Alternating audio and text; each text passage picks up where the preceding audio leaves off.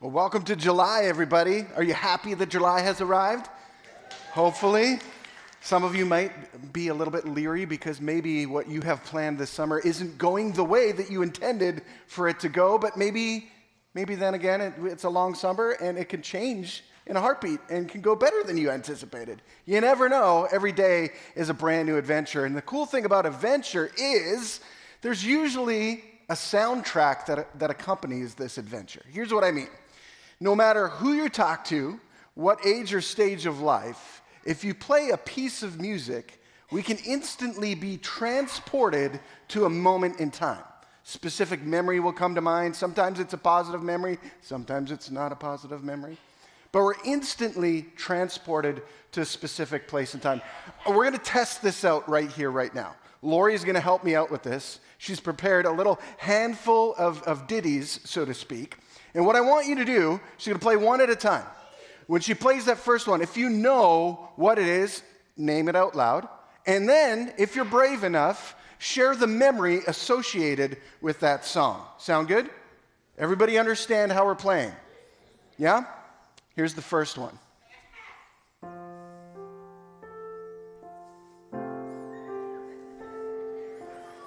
Okay, that's good. What is it? Okay, who's got a memory around Frere Jacques? My teacher.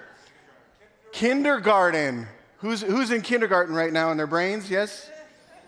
I'm sitting at the piano with my piano teacher keeping time with a wooden spoon against the piano. And you know what happens if you don't keep time with the wooden spoon, yeah? It's not fun. Okay, here's the next one.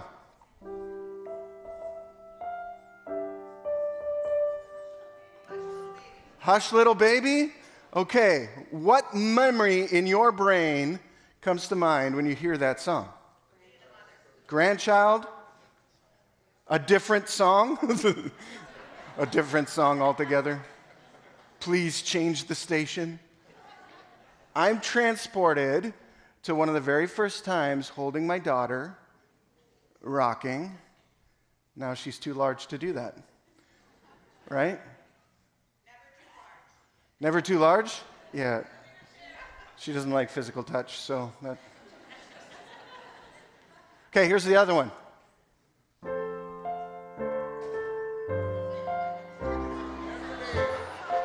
What do we got? Jeopardy. Okay, where are you in your brain? Grandma's house. Who's at a grandparent's house? I am. I can smell the bacon on the stove, okay? Oh, brother smarter than you. That's never fun. Okay, here's the last one.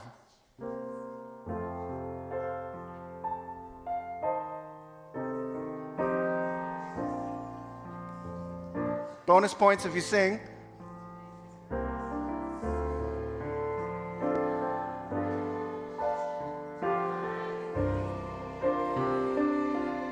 All right. Go ahead. You got nervous when Lori's not backing you up anymore, eh? What song? Where are you in that moment? Right here. Okay. Okay. Sometimes we get transported instantaneously. I remember being at a funeral, listening to Amazing Grace being sung over and for the community. It's amazing what music can do. Instantaneously transport us from one space to another, not physically, but in our minds and emotionally as well. And the book of Psalms is chocked full of stuff that does the exact same thing. And as we dive into this book throughout the month of July, we've picked kind of a top 4 psalms or songs that are going to instantly transport us from where we are into another portion of maybe our past or present or maybe our future even. Today we're going to be looking at Psalm 51. Psalm 51 is a really well-known psalm. It's written by David, who was king at the time, but the circumstances around the psalm itself are very sobering. We get to peer into David's journal. I call it the caught red-handed psalm, because as David pens these words, he's responding to a moment in time that you and I would love to keep hidden in our own stories. If you want the full context of this psalm, I encourage you later this afternoon or throughout the weeks ahead, go to 2 Samuel chapters 10 and 11, and you can read it in its entirety. I'm just going to give you a little bit of an overview of what we're dealing with. David was king at the time, so he was the most powerful individual in the nation of Israel. He could essentially decide whatever he wanted, and it would happen. And it just so happened that he saw somebody else's wife, and he wanted that individual for himself. She did not have a choice. She didn't get to choose whether or not to respond to the overture of love from the king, because if she said no, probably her very life is ended in that moment. The king declares, "You're mine. You're going to do this activity with me. You have no choice." He assaulted an individual that did not belong to him. He used his power in an abusive fashion.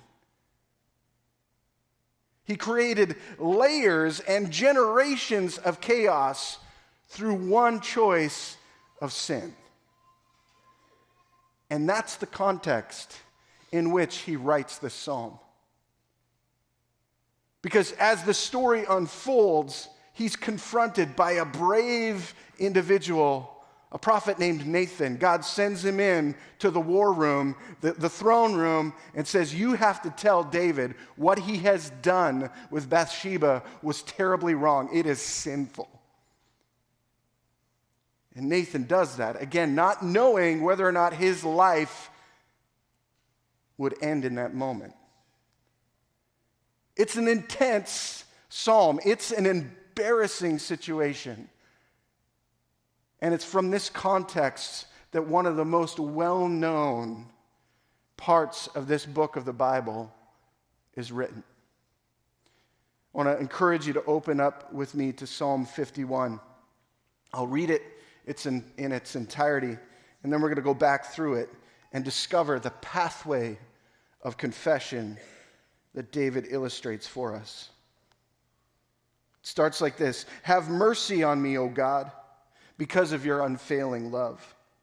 Because of your great compassion, blot out the stain of my sins. Wash me clean from my guilt. Purify me from my sin, for I recognize my rebellion. It haunts me day and night. Against you and you alone have I sinned. I have done what is evil in your sight. You will be proved right in what you say, and your judgment against me is just.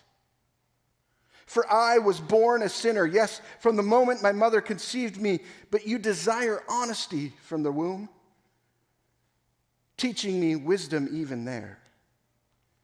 Purify me from my sins, and I will be made clean. Wash me, and I will be whiter than snow. Oh, give me back my joy again. You have broken me.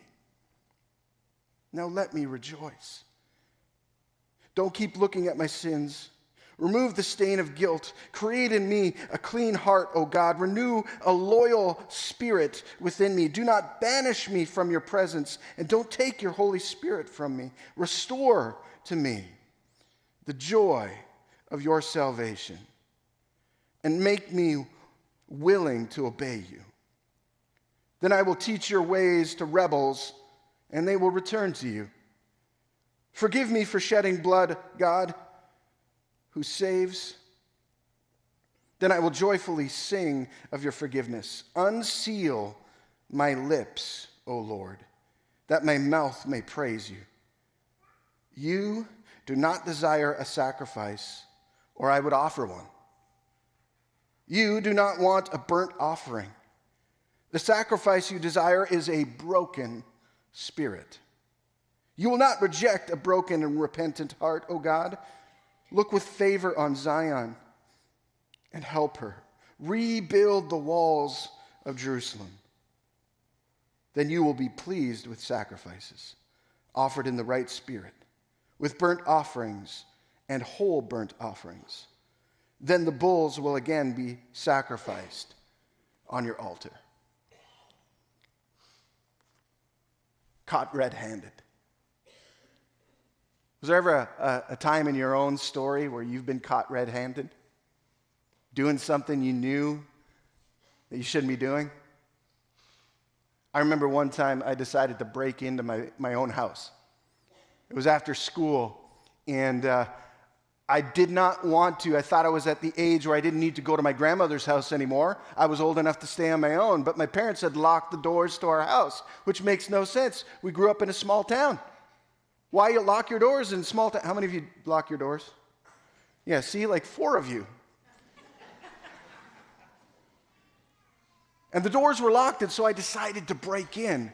And I went to the back, right where the kitchen window was, because I knew it was cracked open. And I pulled it open, and there was a screen there, and I had to cut the screen. And then I decided that I should pull myself in by the kitchen tap. It was amazing. And I broke it. Lo and behold, I didn't get in the house, so I had to go to my grandma's house, and I had to tell the story that somebody tried to break in our house. Somebody had to break in our house. I couldn't believe it in a small town. Why would people do this? Lo and behold, the neighbor lady had called my grandmother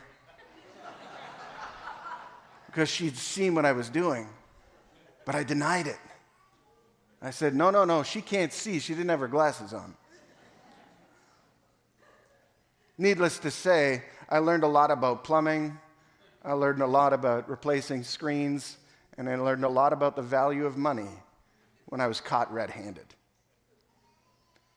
In this text that we just read from David's psalm, his journal, he was caught red-handed. For everybody to see. Everybody saw it. Everybody noticed it.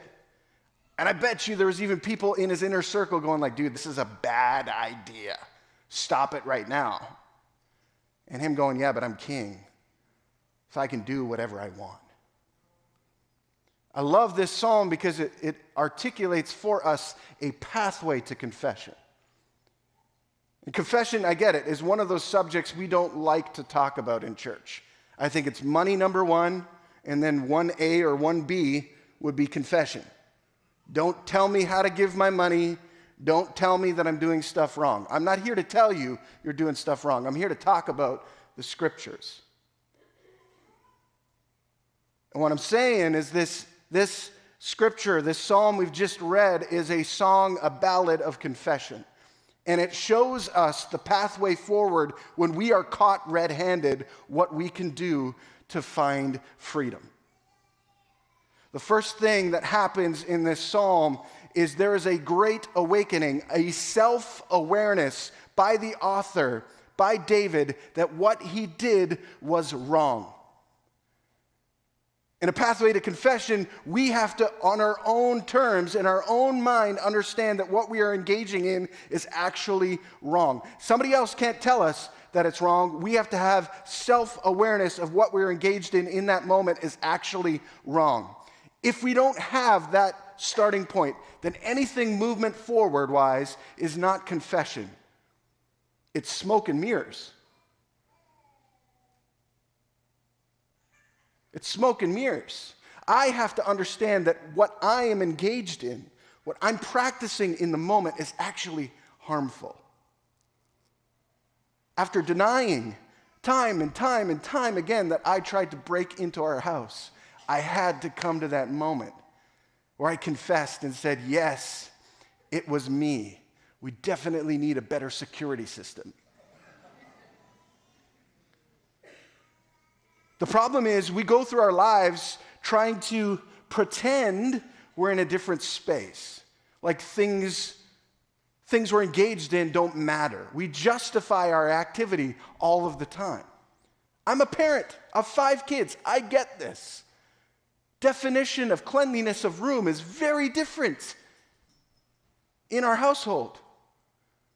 Cleanliness for some is just taking the clothes and putting them in a spot that nobody could easily see them, rather than picking them up, putting them in the laundry basket, or if it's clean laundry, actually putting it away. And until that self-actualization, that awareness happens in the moment, nothing will change. Nothing. And so I love that David, when he's confronted by Nathan, his instantaneous response is, yeah, that was really dumb. I broke stuff. See, David not only abused Bathsheba, not only took advantage of her, he also tried to cover it up. She was married to another man. She ended up with child because of this abuse, this rape. And so what he did is he called her husband home from war and said, hey, you're doing such a good job. Like, why don't you come home? Why don't you come home and, have a little siesta? And your wife's here, and why don't you, do what husbands and wives do? But Uriah refused. He said, no, I will honor your request to come home, but all of the other soldiers are out fighting, so why would I celebrate? I'm going to stay on the floor in the palace until you send me back to fight. So that plan didn't work. He couldn't cover up the pregnancy. So then he sent instructions on how to take Uriah out so that he could bring Bathsheba into his family as his own wife and cover up the sin. The instructions were the following. Okay, we're going to do an advance in the fighting. We're going to move forward, but I want Uriah to lead it, and once he launches out forward into the enemy, everybody else step back so that he gets killed. That's exactly what they did, because the king told them to do it. And it's this whole turmoil that he is wrestling with. The pathway to confession, the self-realization, the self-awareness that what he was doing was wrong, didn't come till much later, when he understood the weight of the chaos that he had created, not only for himself, but for Bathsheba, for their child, for their nation, for Uriah, for the army, for.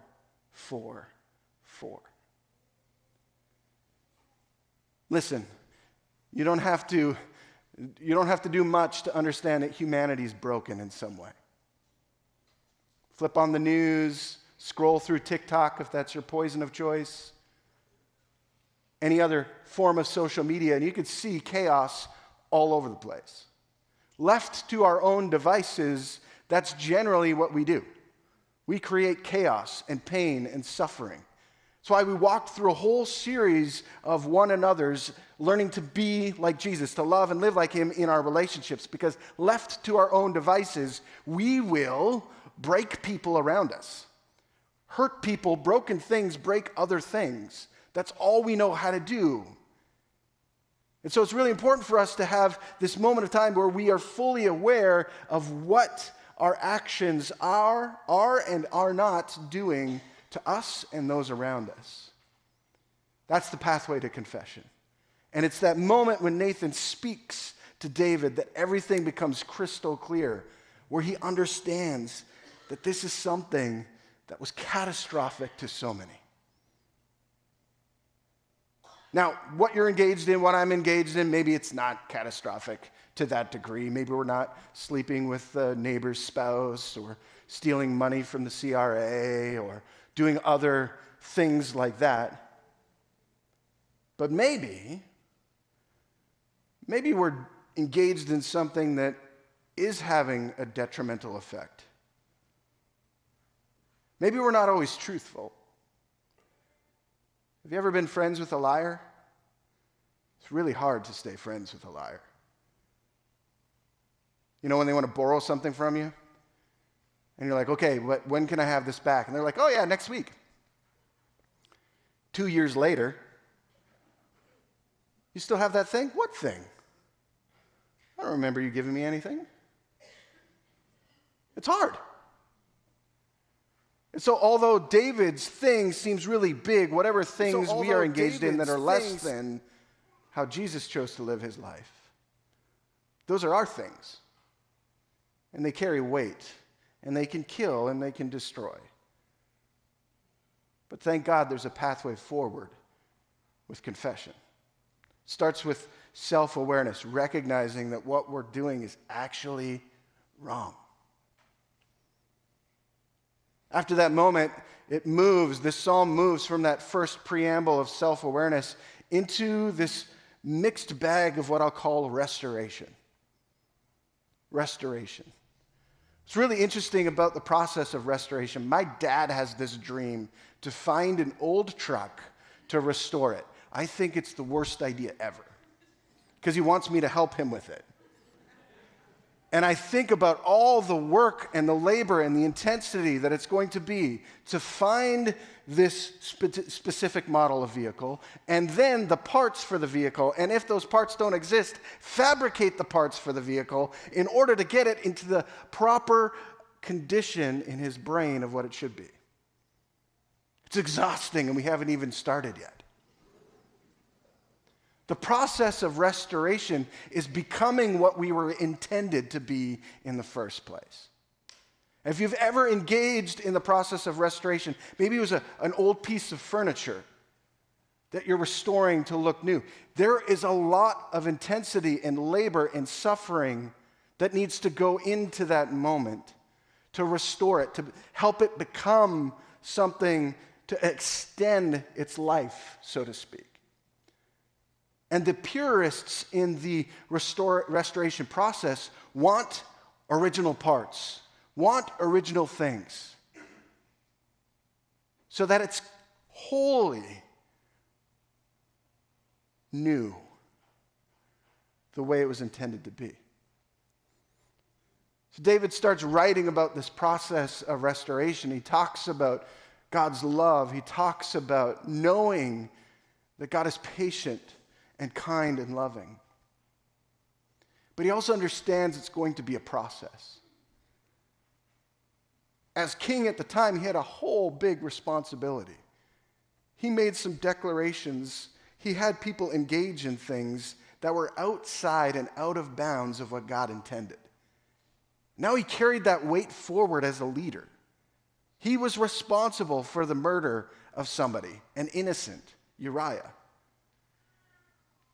Yeah, casualties happen in war, but when you design a plan so somebody specifically suffers, that's on you.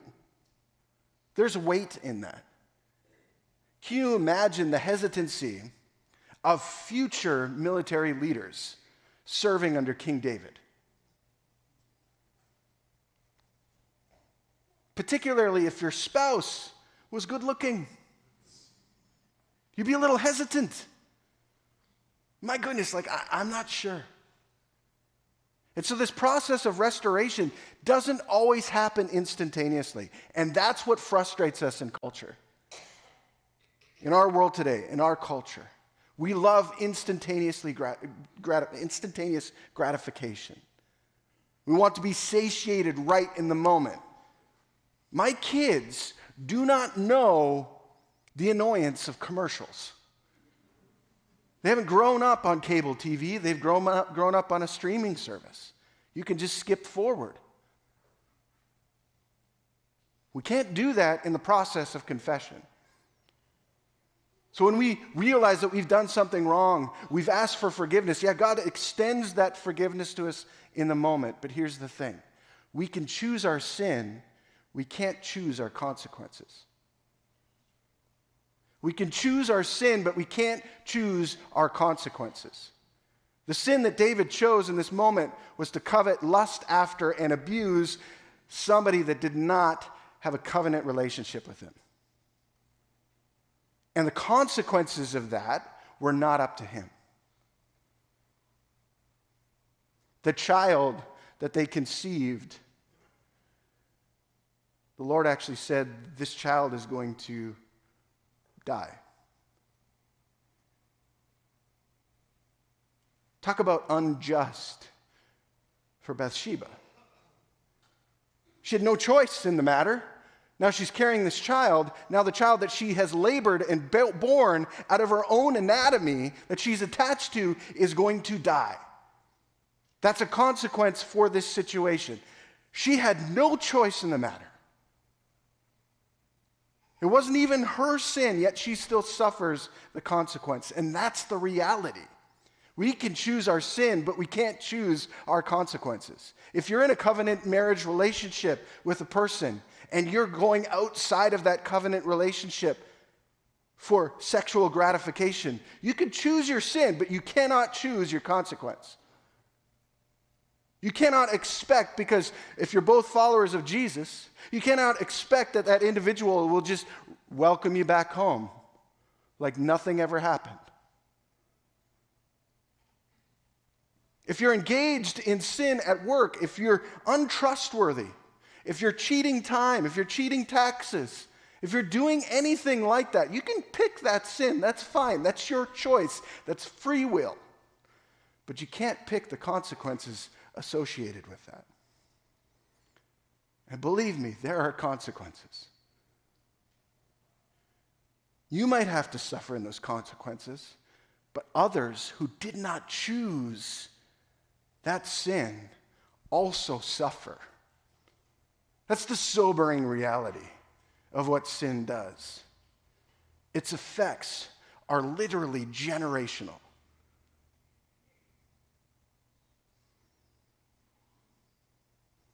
The process of restoration isn't as always straightforward as we'd want it to be. Here's what we know about the story of David from this moment forward, though. He remains king. They didn't have an election. They didn't circumvent that authority that God gave him. He remains in his position. And I think the only reason why is because he was aware of his own depravity, his own sinfulness, and he was willing to walk the process of restoration, earning back the trust of the people around him.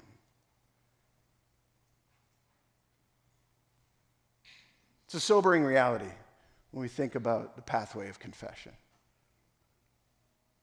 But the pathway of confession, as it goes through that process of restoration, ends up in a final destination. And that final destination is worship. It's worship. I can't tell you what it is when you find true freedom from anything you have done, are doing, or will do in the future. There's a story in the life of Jesus. He's out hanging out with a cluster of friends, and there's this woman that bursts into this moment that they're having together, and she's distraught. She's emotional. And with her, she has this jar filled with perfume. And the text tells us that this jar it's filled with expensive perfume. And what she does is she breaks it and she anoints Jesus. And she's weeping and she's wiping his feet with her hair. And what we're given insight into is that the friends with Jesus are frustrated that this is happening in the moment. They're frustrated because they don't understand why you wouldn't take this expensive resource, sell it, and give the money to the poor, and instead you just lavish it on Jesus. It was a little bit of a precursor for what was coming in his life, his death, his resurrection. But more importantly, it was an overflow of worship from this woman's life as she journeyed through the pathway of confession. as she recognized what true freedom is actually all about. See, when we come to the full knowledge and understanding that Jesus and the way of Jesus is true freedom, our only response is worship. Worship, an overflowing demonstration of love. I'm not talking about just a song or just an action. It's a posture. It's a shift in our minds. It's a realization that we don't deserve the gift that we've been given. And David gets to that moment by the end of Psalm 51. And what's crazy is as his story continues, God redeems all things. David gets to pick his successor, the one who will become king next. And there's a whole bunch of chaos that happens in their family as a result. Because traditionally, what would happen in a monarchy is that authority would pass on to the oldest child, the oldest male child specifically. But instead, it doesn't follow that process in David's story. Instead, God decides to allow David and Bathsheba's other child, Solomon, to become king. Which is a beautiful moment in and of itself. For somebody who was abused, mistreated, forgotten, and maybe even villainized, is now the queen mother of the next king of Israel. See, when God's involved in the process of restoration in our lives, He truly can take the darkest, most despicable elements of us and create a masterpiece in His timing and in His way. If we follow the pathway of confession, we recognize we're broken. We engage in the process of restoration, becoming like Jesus, and we worship with every fiber in our being, in every way possible, because God is king and we are not. And left to our own merits and our own efforts, we will always fall short. The pathway of confession is the pathway of freedom.